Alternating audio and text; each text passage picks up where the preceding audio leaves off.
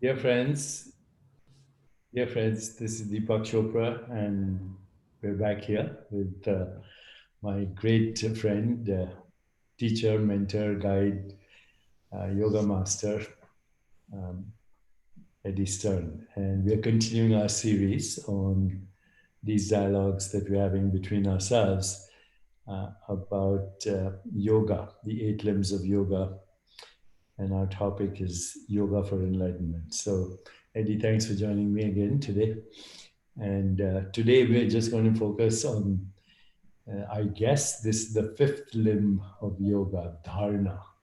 So, you sent me some notes. I have them. I have my views, which are more not as professional as yours. But let's get to it. What is the word dharana mean?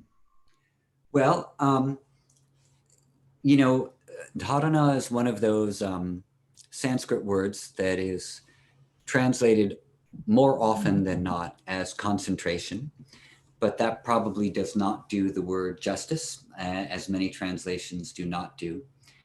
It is the sixth limb of yoga, so we've covered yama, niyama, Yes. asana, pranayama, and pratyahara.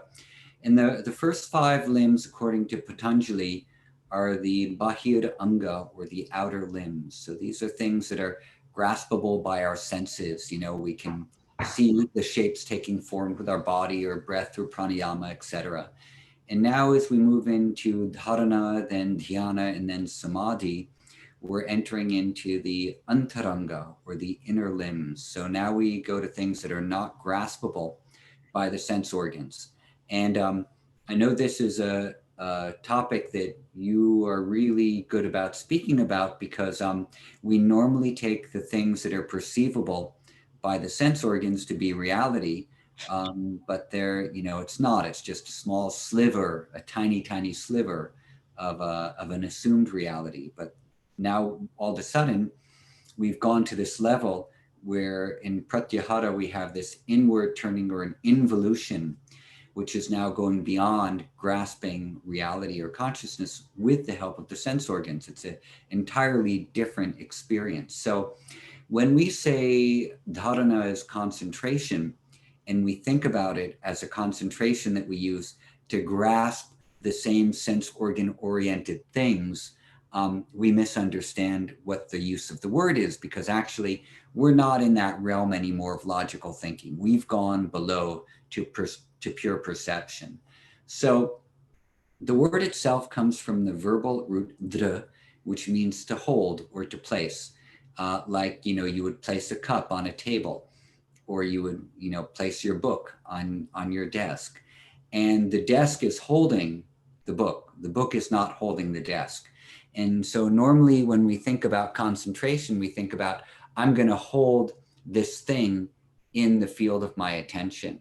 And that's why when we say to kids in school, especially young kids, pay attention, pay attention, pay attention, keep your mind focused on me, we're teaching them to outwardly grasp with a faculty which actually isn't designed to do that for long periods of time. And that's why you can only force your attention to be at one place for a very, very short time before it goes somewhere else. It's not how the mind works.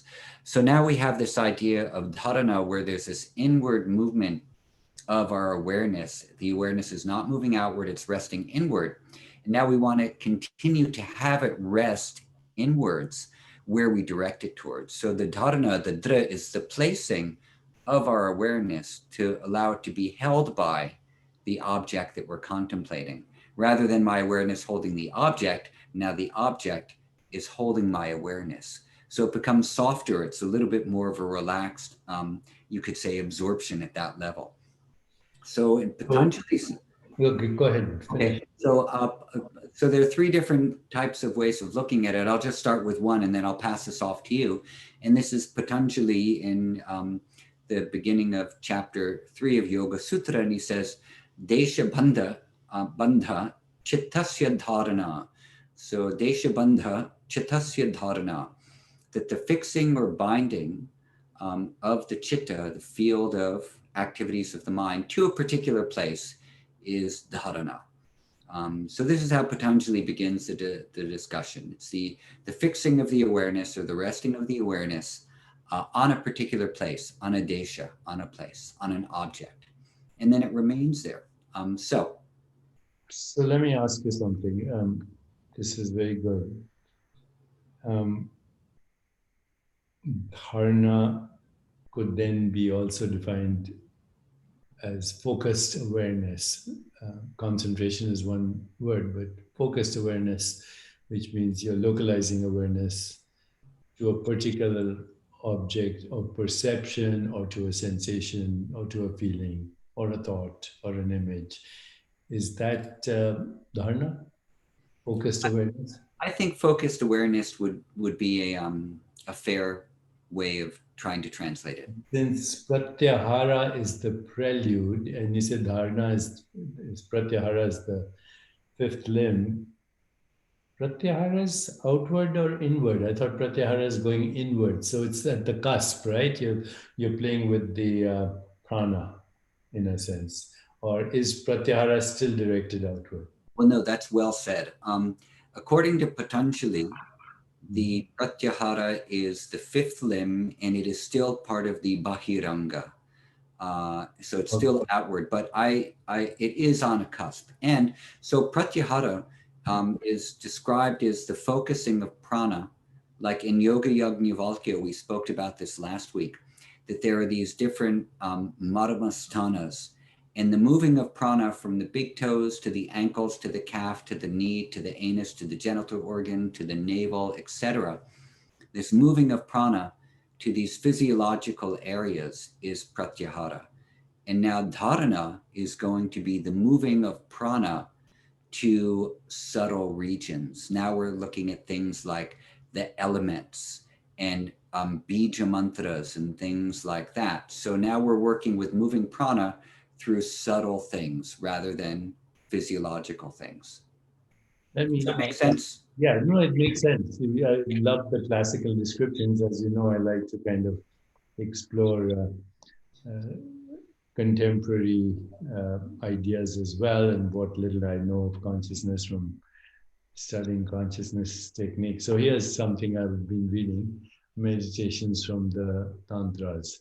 Mm-hmm. So one of the exercises here later is a very simple exercise that I want to talk to you about. So it says first, the exercise goes in 5 parts. It says, close your eyes and observe your breath. Okay? And do that for a minute or whatever. And it says, now keep your eyes closed and observe sensations. Instead of breath, you're observing sensations.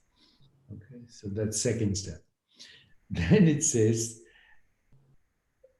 open your eyes and look at an object, whatever that object is. Okay, this could be this, could be this, could be color, anything. Okay, and look at it for another minute. This is from the meditations from the tantras.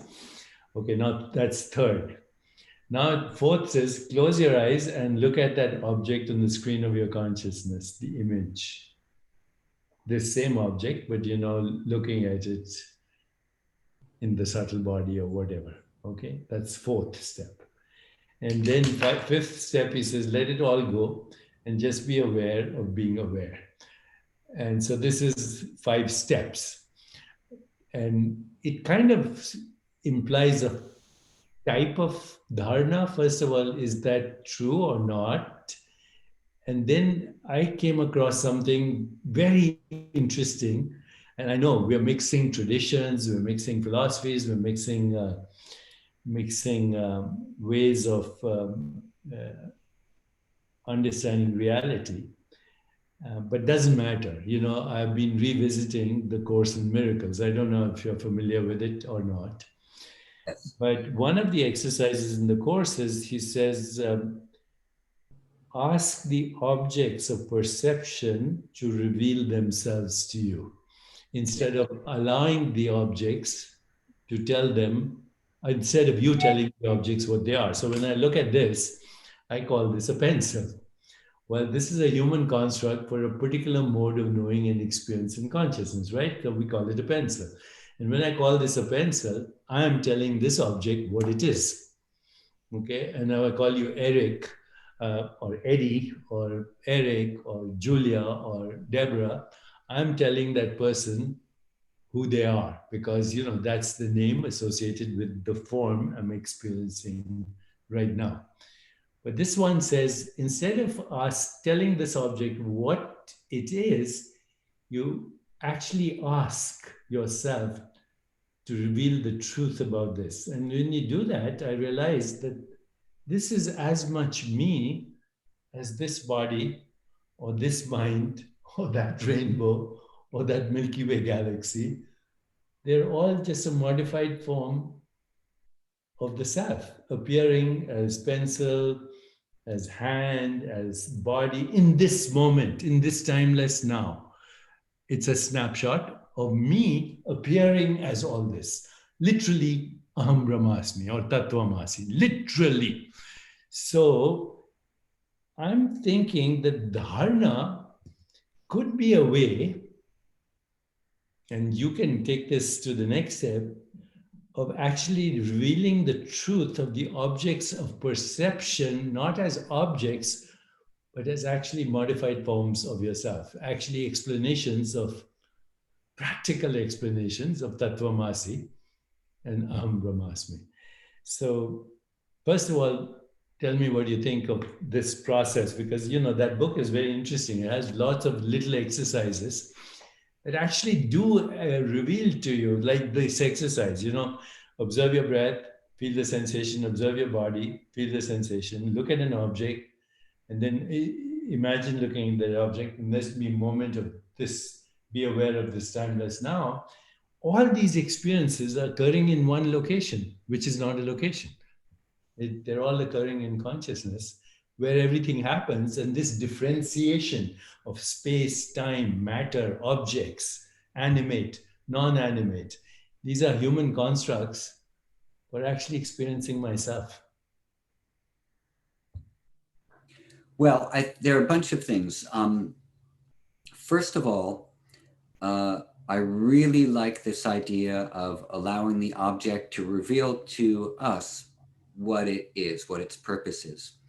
And so an interesting thing about that is that the word dharma, which means purpose, has a lot of different definitions or meanings in Sanskrit.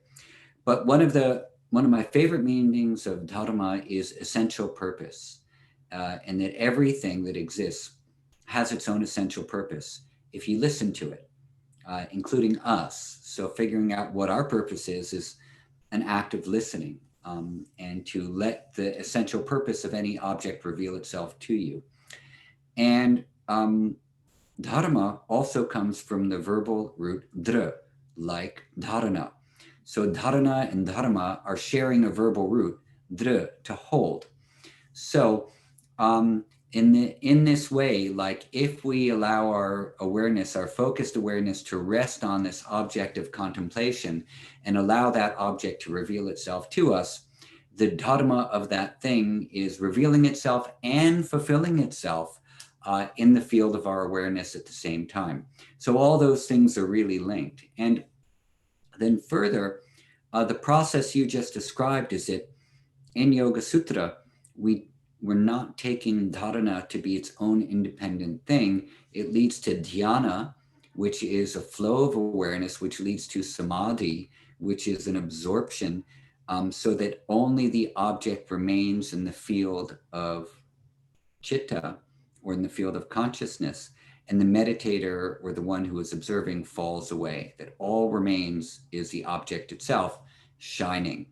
And that's why all the different samyamas on the different objects of the world exist, so that you can experience the inherent purpose of all of these different things that we are part of, or that are part of us, or that are all one part of a movement of consciousness.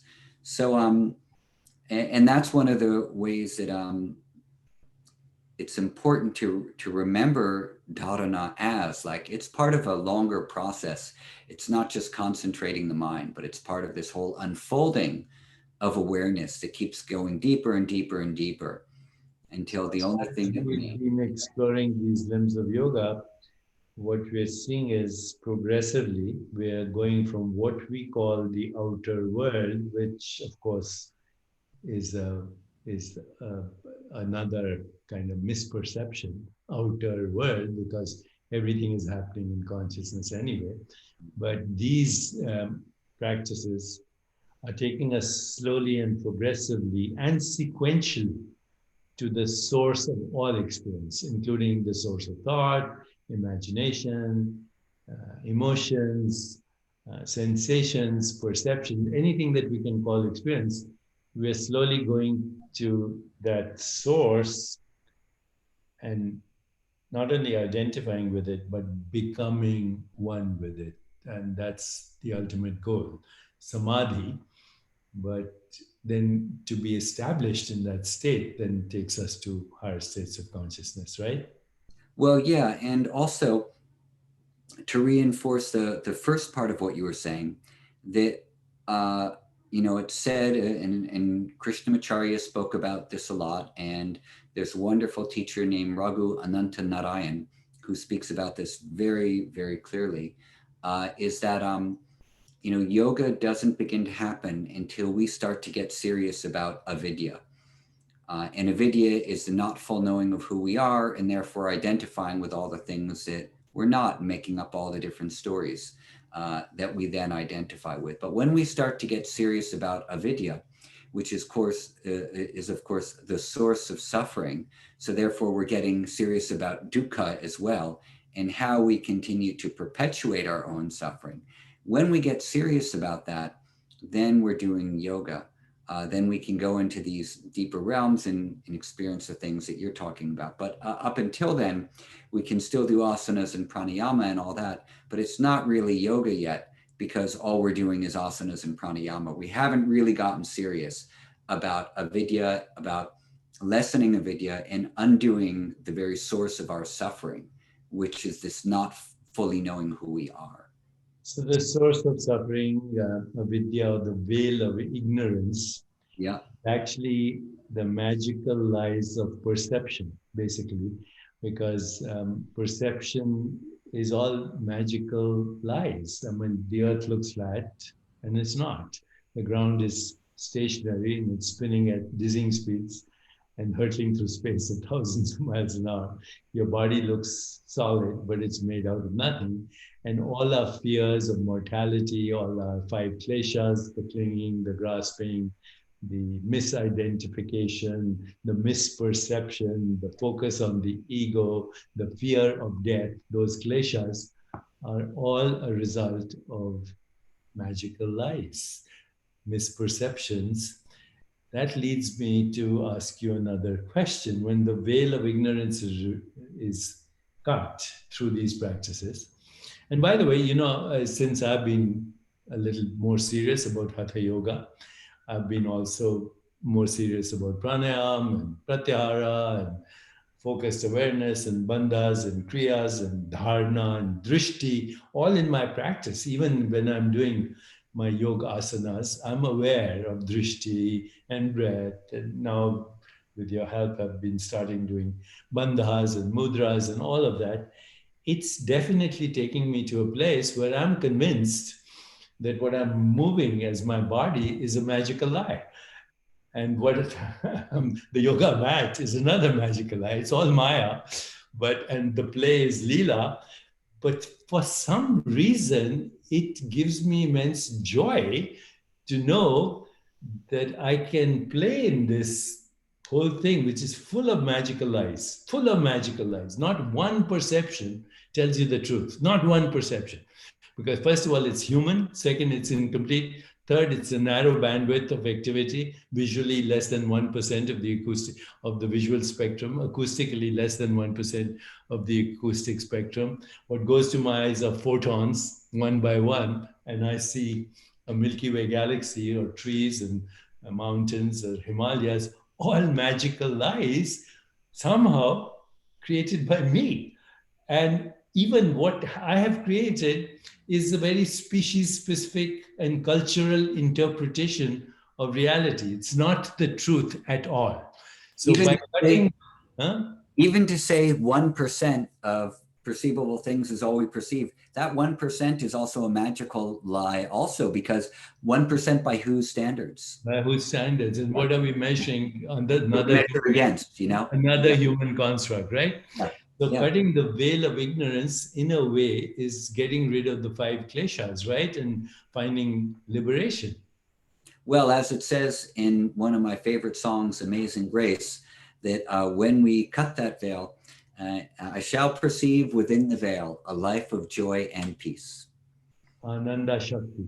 Exactly, exactly. So, and this Ananda Shakti. is, and I just love that verse from Amazing Grace. And you know, the that's why another thing is when doing all these practices, to understand what's the essential purpose of any of these practices, so we don't get hung up on doing them.